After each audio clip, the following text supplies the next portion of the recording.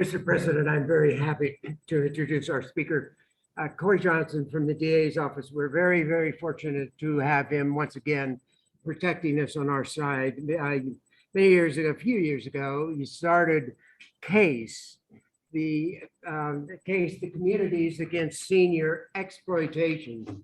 He is working to save us from all of the fraud that's going on. And rather than listen to me talk about him, I'd rather listen to him talk. Cary, may I introduce you? We are fortunate to have Cary Johnson.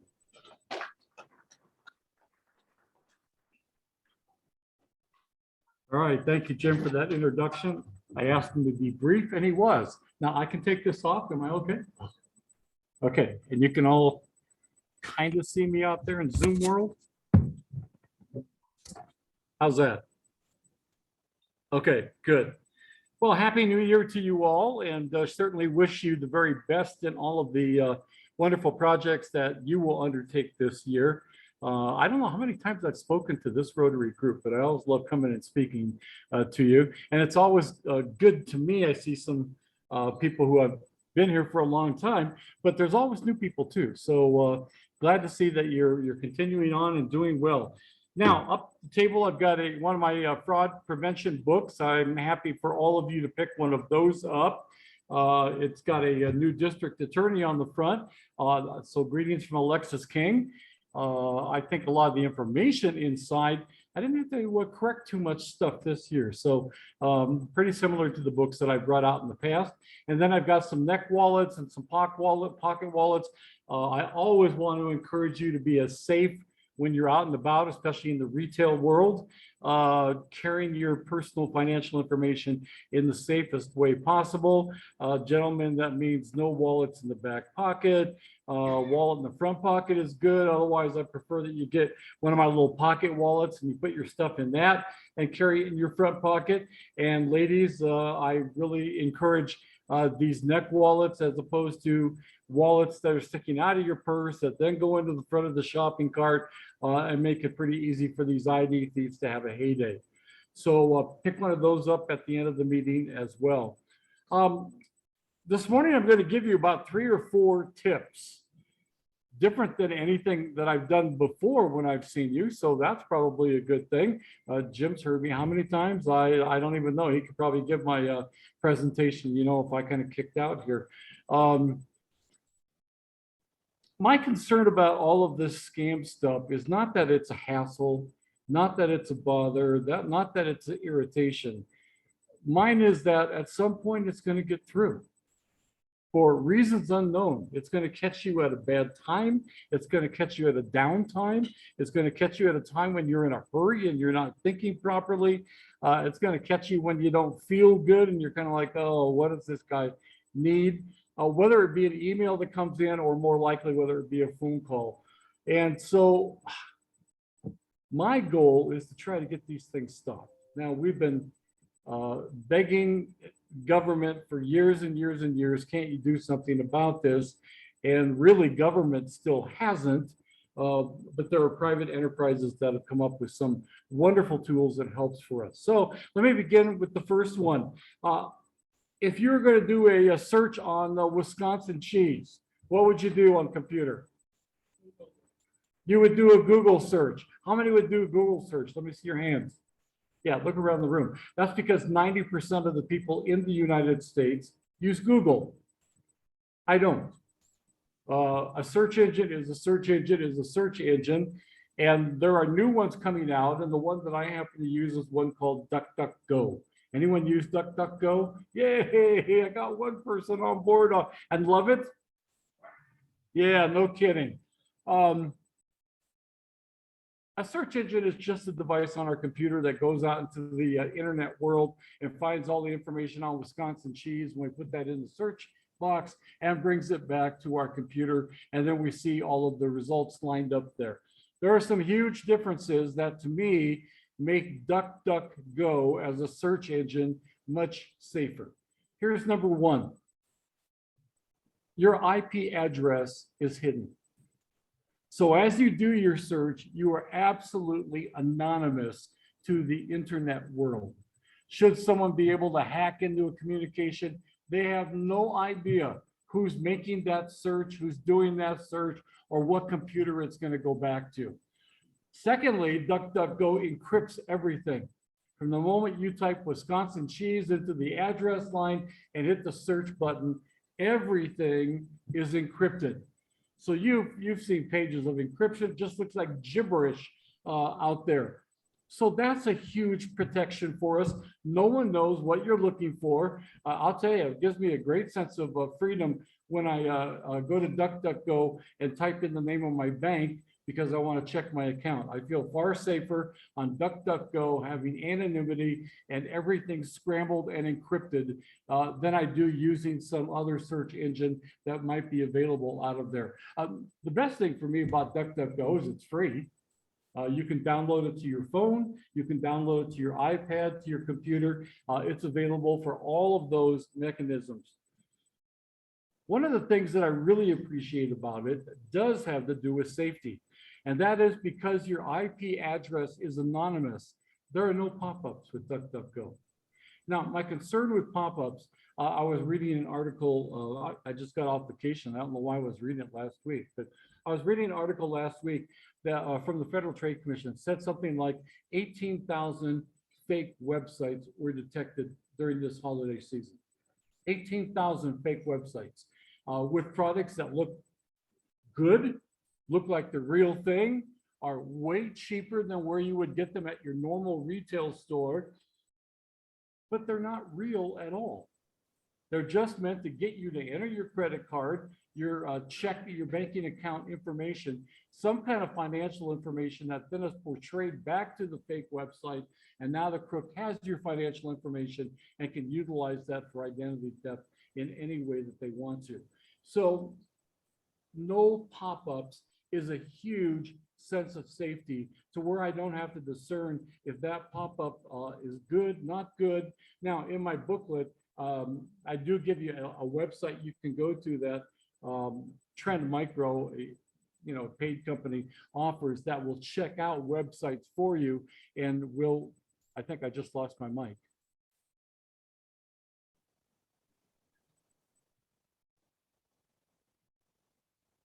Yeah, I mean, I'm pretty good about being heard.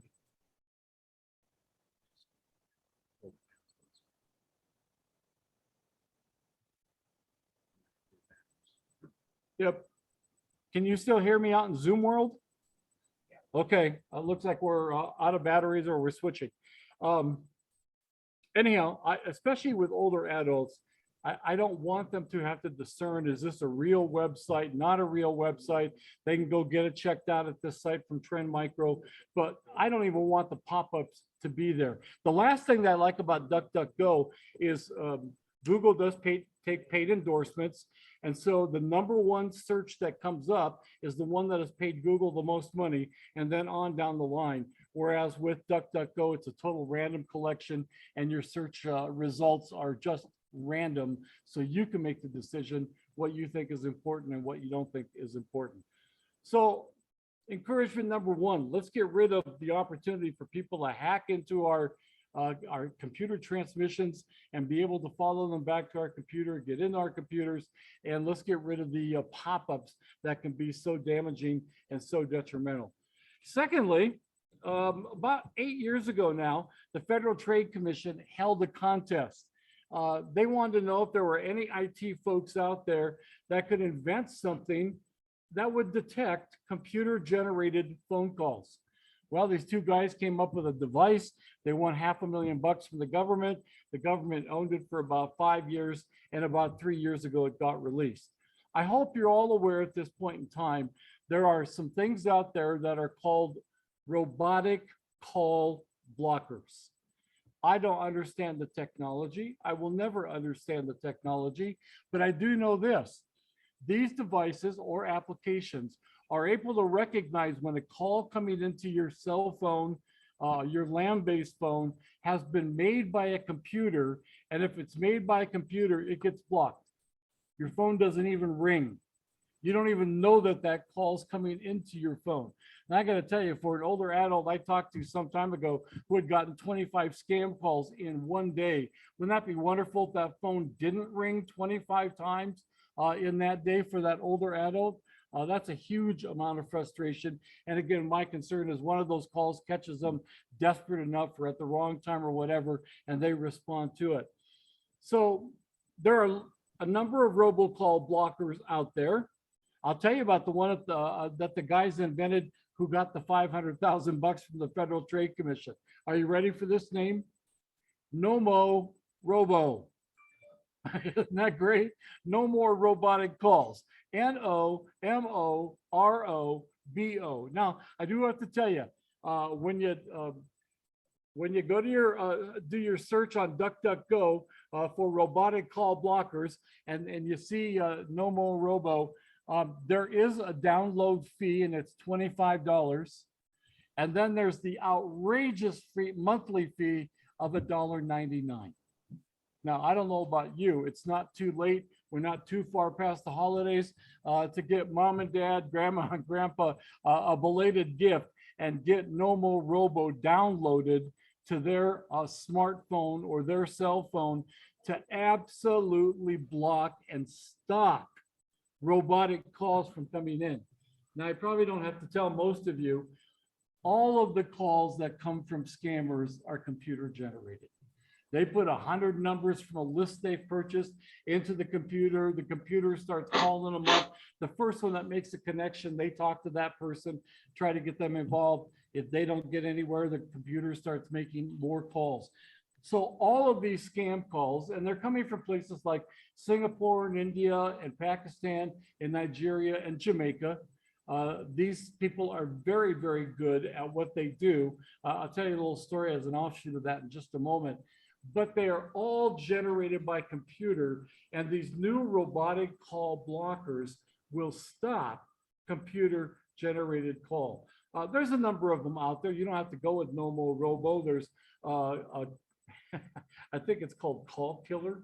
How's that one for a lovely title? Call Killer or Robo Killer or something like that. There is actually one out there that's free. That the name is escaping me right now, so you're going to have to do the search. But it allows you to put a message. This is great. It allows you to put a message on your cell phone that says this number is no longer in service. Hey, that stops robotic calls pretty quickly. So there are some wonderful new tools that can actually stop the scam calls. And I think that is imperative because I talk to more people, and you know, I talk primarily to older adults who have just gotten a call at the right moment for the scammer at least, and they're very, very vulnerable. They need to not receive these calls at all. Now, if you happen to have a land-based phone, or you know someone that still has a plug-in-the-wall phone, these robotic applications obviously aren't going to work. You need to go to Best Buy or Target and you buy a black box. It costs between 70 and 90 bucks, a one-time cost. And now you plug the phone into that into the wall, and it does exactly the same thing as the applications that you would download to your smartphone. So we actually have the ability right now to stop scam calls from ever coming in to our phones. And I think that is imperative. What we've been asking the government to do for years and years and years, private industry has done for us. About a month ago, the federal government sued a private company. They sued this private company because they were selling an application that allowed any of us in today's world to be able to get around the security mechanisms on a smartphone. Federal government doesn't feel like it's a good idea for a company to be selling a mechanism that allows anybody in the world to get around the security mechanisms on your smartphone. So suit hasn't come in yet. They're still working on it. Hopefully they win that case and we can, you know, begin to shut that kind of enterprise down quickly. But I'd like for you to make sure that on your smartphone, you've got biometrics as your password. Okay. Anyone know what I'm talking about when I say biometrics? Give me an example. Fingerprint. I mean, folks, why do we use fingerprints in the criminal justice system? Yeah, they're unique. They're not going to go away. They're not going to change. So a fingerprint is a good biometric password. Now, if you don't like biometrics, here's what the FBI says. They say that an unhackable password in today's world involves 15 letters, numbers, and symbols. I'm going to be honest with you. I can't remember 15. And if I make it up with 15, 6 months from now, the DA's office is going to ask me to change that password. And now I'm, in deep doo-doo all over again. So robotic passwords are the way to go. Now, I've got an old phone because I've got an i7. Mine's a DA phone. I'm thankful they give me a phone. But I went to my computer expert because I wondered, is there any way to absolutely get rid of the numerical code on my phone? If I press 6970, it opens up my phone, or it used to. So I went to my computer expert. Who's my computer expert? My 16-year-old grandson, right? He takes my phone, comes back 10 minutes later and says, Gramps, your numerical code is disabled. The only way that you can open your phone now is with your finger. By the way, once in a while, I do high school programs. Believe it or not, those kids are very interested in identity theft. And I was speaking at a high school, and I mentioned this fact, and this true story. Kid raised his hand, and he goes, well, sir, what if I cut off a guy's finger and put it on his phone? You want to look at a kid like that and say, oh my, please get a life or do something. Or so I checked it out. Your finger's got to be warm and blood's got to be flowing through it for it to open up your phone. So we're good to go on that one. What's the next best technology? Biometrics. Yeah, facial recognition. Anyone in the room wearing glasses get a license recently? Driver's license? What'd they make you do? Take your glasses off. I went up there, I did, my usual thing, count to 3, gave him a big smile. The lady looks at me and she goes, get back up there, this time don't smile. So no smiles, no glasses. Sometimes ladies, they'll have you pull your hair back. Why is that? Because for 8 years, DMV has been taking facial recognition photos of us to build a new database for the criminal justice system. One day we will probably move away from fingerprints and go to facial recognition because it's better technology. So right now it's beginning to gain some momentum, some traction, and it's a great way. Now I know I'm talking about a smartphone that's a little more expensive than a fingerprint. So you'll have to decide what works for you, but facial recognition, great. The last one is a retinal scan, and it's the best protection possible. It's going to be more costly. I think that cost will come down over time. But my strong encouragement is with companies, legitimate companies out there selling applications and mechanisms to get around all of the security of our cell phone, we need passwords that are invincible. And you're talking about fingerprints, you're talking about facial recognition, you're talking about a retinal scan, you're talking about a password that can't be replicated. And that's going to become, I believe, more and more important as we go on in time. The last thing I want to mention, and I'll see if you got any questions, we just need your help in getting a message out. I don't think this is going to impact any of you. I hope not. But in terms of how the scammers are dealing with folks today, they used to send them down to Walmart, to the MoneyGram store and ask them to wire money. Sometimes they've asked them to send cash. I actually talked to a lady who put $50,000 in cash in a FedEx envelope and sent that somewhere in the United States. I'm going, oh my gosh, if that thing didn't get intercepted somewhere along the way, she was lucky. But lost the money anyway. But in today's world, they're asking for gift cards. Now, how many of you in the room, we're just past the holiday season, how many in the room have ever bought a Google Play gift card? Not a single one of you. The scammer's favorite. You know why it's their favorite? Because not a single one of us have ever bought a Google Play gift card. And so we become like little lambs following, someone to the slaughter. They'll just say, go down and buy a Google Play card. I don't know what that is. Oh, that's at the store. Don't worry about it. It's a legitimate mechanism for making a payment. And so they go down to, Payless or Target, and there's a whole rack of Google Play cards. And so they, buy the Google Play cards. Let's say, for instance, someone needed to send the scammer $5,000 for whatever issue it is they're going to solve for you. They'll say, go down to Target and buy 10 Google Play cards. Now, that seems a little ridiculous, doesn't it?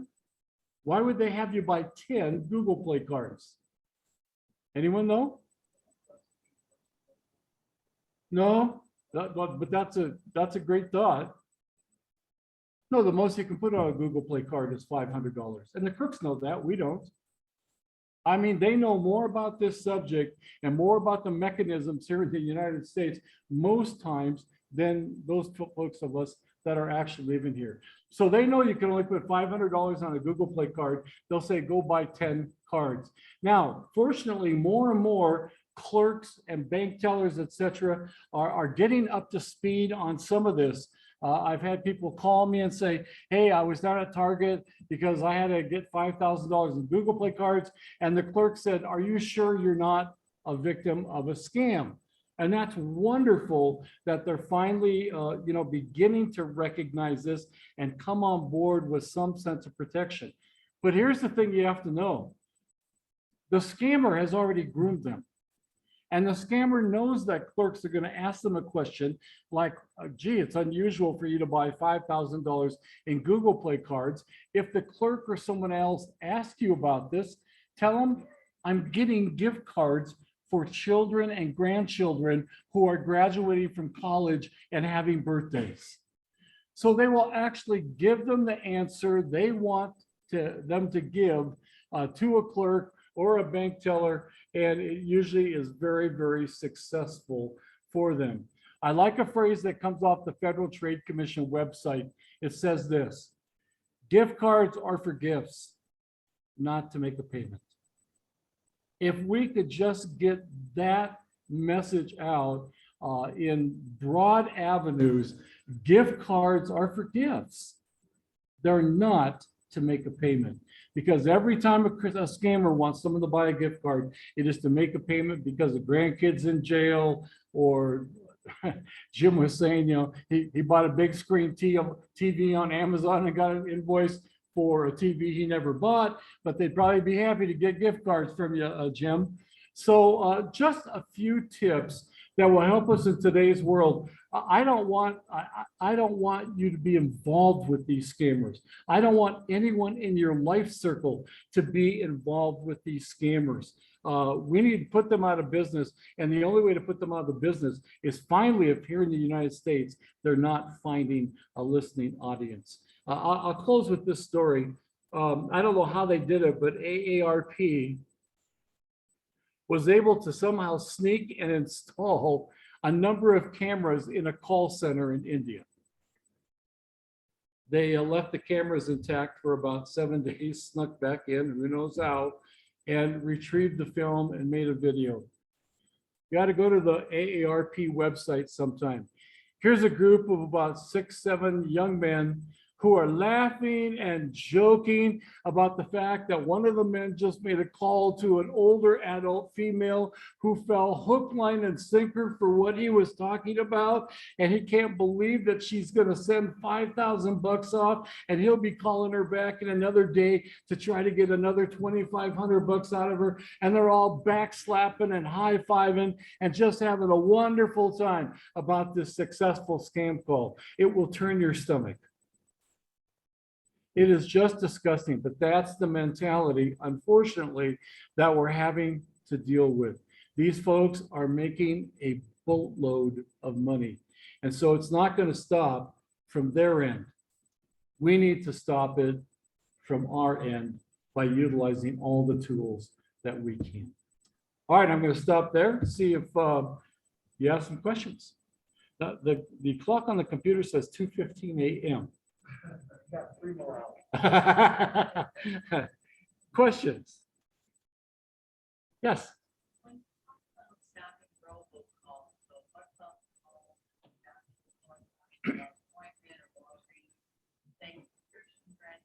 Okay, the question is, if you're gonna stop all computer-generated calls, how about the one coming from my doctor's office that is reminding me of an appointment? And that is an excellent question. I'm part of the county. One of our options for medical is Kaiser. I called Kaiser. I said, I put a robo blocker on my phone. Would you please text me with my needed messages instead? And they said, we'd be happy to do that. So I now get text messages from Kaiser. Okay, so another question. Yeah. I look at my cell phone, I'm such a winner. I keep winning.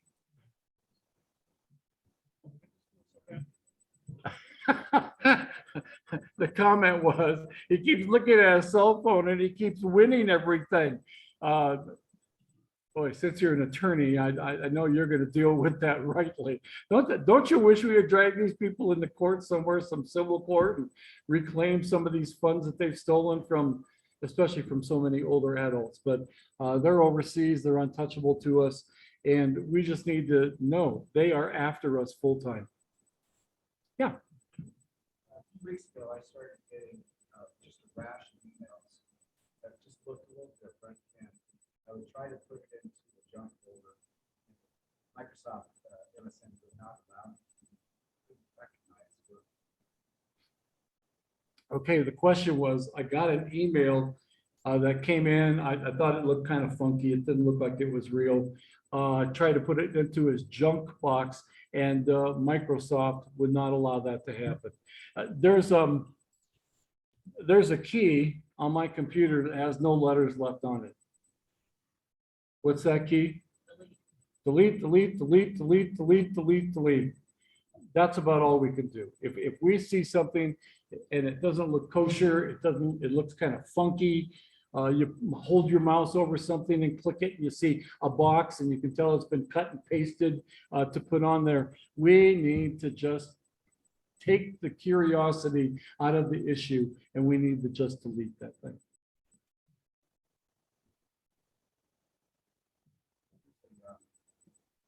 Is there an online question? Yeah. Oh, would someone please pick up a packet of information for them? I'll leave some extras for you. Soft copies, please, Cary. I don't I probably have an old one. If someone will leave me an email address, I'll get that to you. Okay, so I will get an electronic version, and I'll leave some extra copies of the booklet and the neck wallets with someone here as well. Any other questions out there in Zoom world?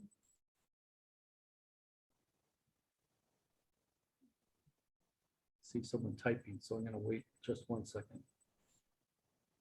No? Okay. I'm okay.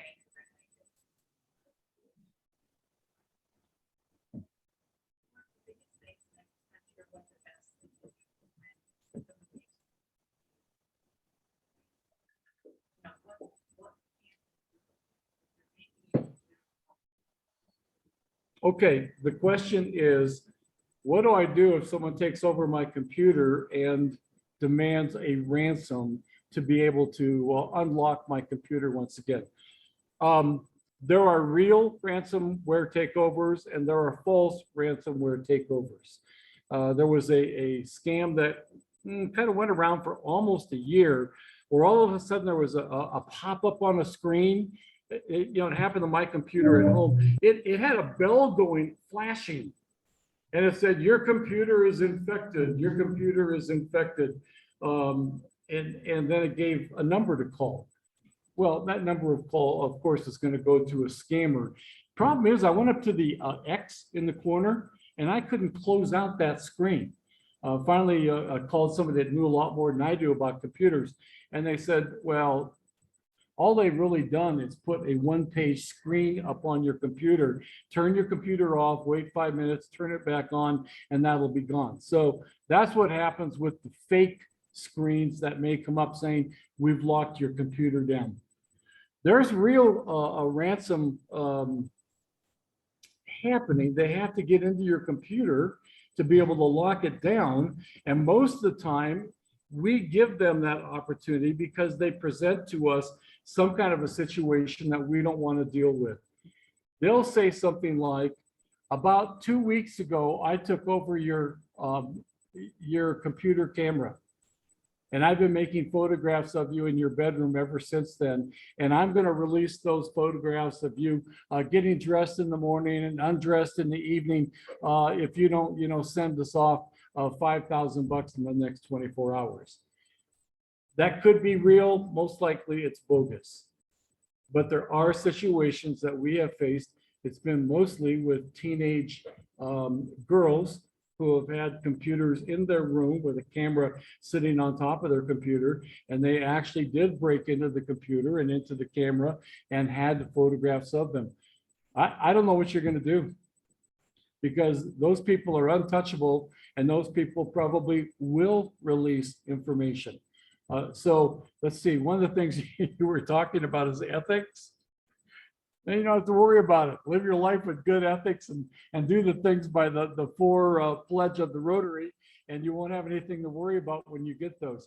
But most of the time, ransom requests at this point in time are going to businesses.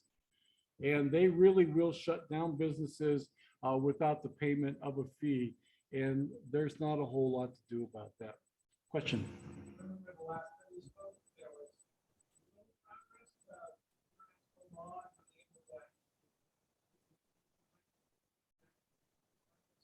Not at all.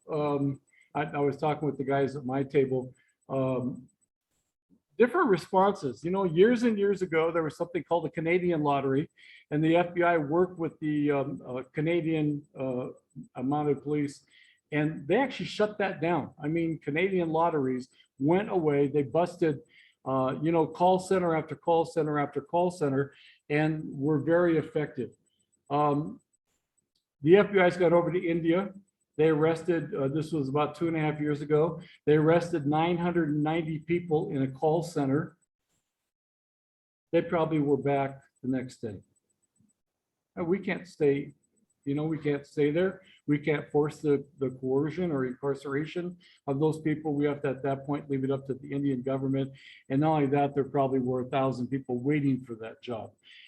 The FBI went down to Jamaica and didn't get a whole lot of help from the Jamaican government. But here's what they found out. It was very, very interesting. They found out that the scams that come out of Jamaica are actually being run by the Jamaican mafia.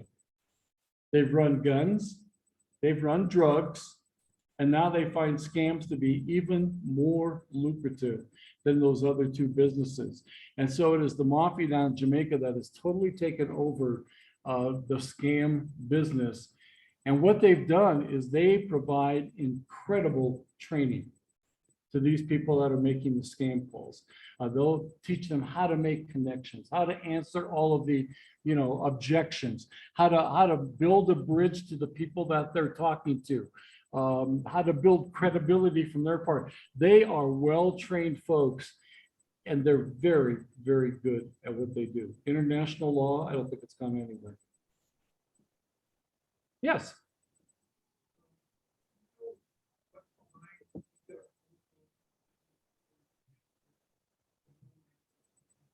I don't. I wish I did.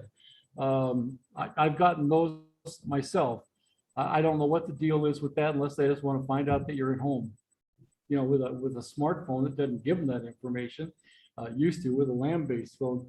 I will say this: how many of you have gotten a call from yourself in caller ID?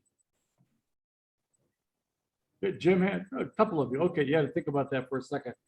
Well, I'm applauding for you, Jim, because what that means is Jim didn't answer their other calls, and now they're desperate to get through because they can't get money from an answering machine, and so they put they can spoof your caller ID with anything, but they put Jim's own number in there. He looks down and now he goes, oh my gosh, I know there's a lot of scams out there, but who in the heck is calling me? How can I call myself? And so he answers the call and they get the result that they're looking for, to at least talk to an individual. So you see your own number, pat yourself on the back, but don't answer it. Yes, sir.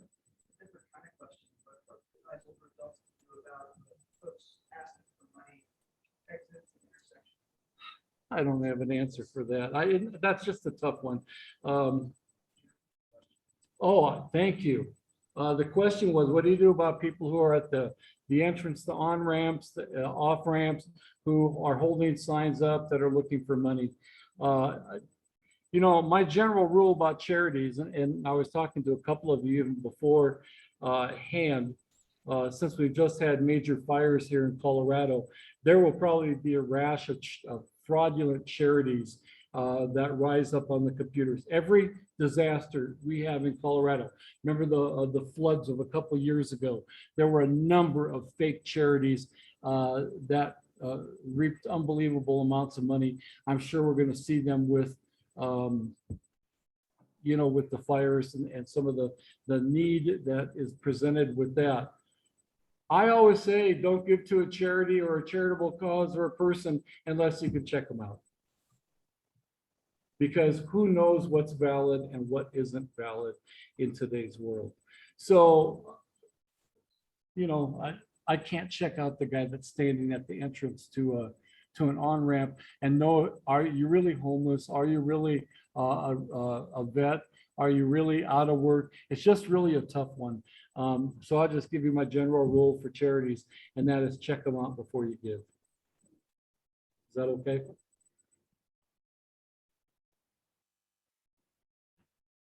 Hey, thank you for listening. I hope some of this will help you a little bit. Appreciate being here. Have me again, will you?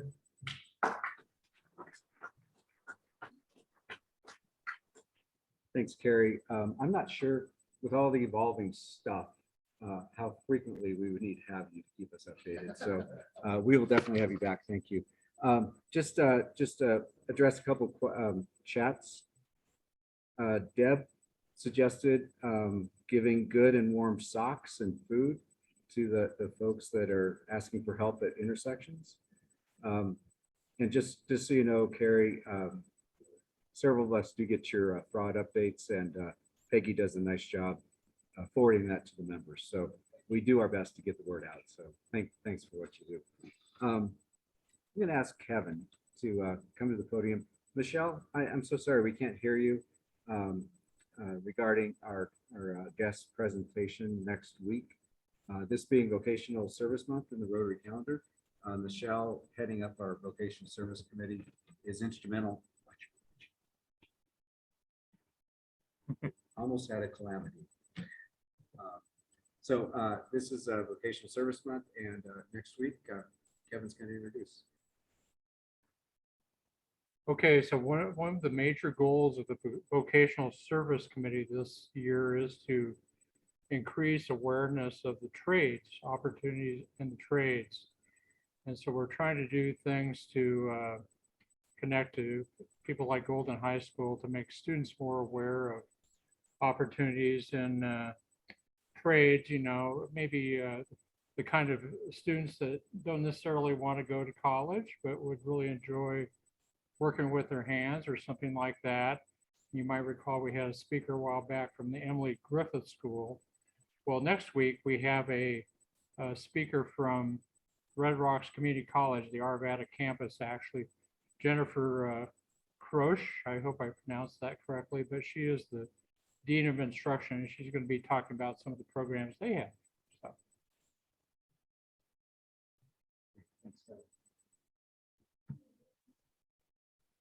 Looking forward to that. Just real quickly, going back to your comment about the fingerprints on the cell phone, my wife is in a job which takes her into care communities every once in a while, especially last year. She'd walk into a room, hand sanitizer, she'd come out of her room, hand sanitizer, go into the next one, and she lost her fingerprints and she couldn't turn on her phone. It was just the weirdest thing. They grew back after a couple months. So be careful out there, everybody.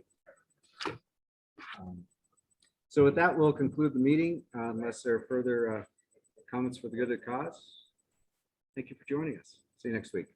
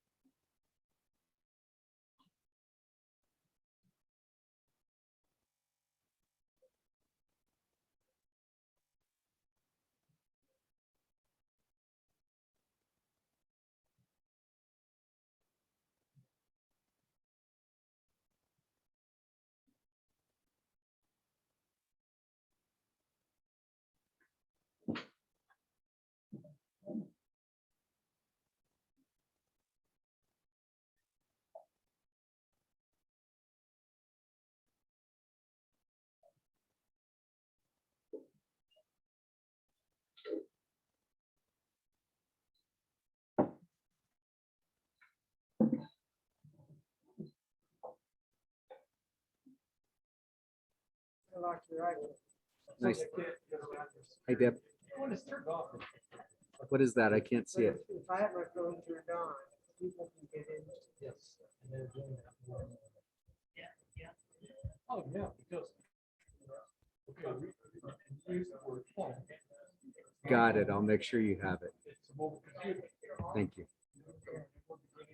Did you get my email? I sent an email last week, week before. Oh. Yeah. Are you on Club Runner? Do you have an account on Club Runner? You don't know. Okay. Let me give you a call. Right. Thanks. Thanks, Michelle. Take care of yourself. Oh, yeah, thanks for having me. I was kind of concerned about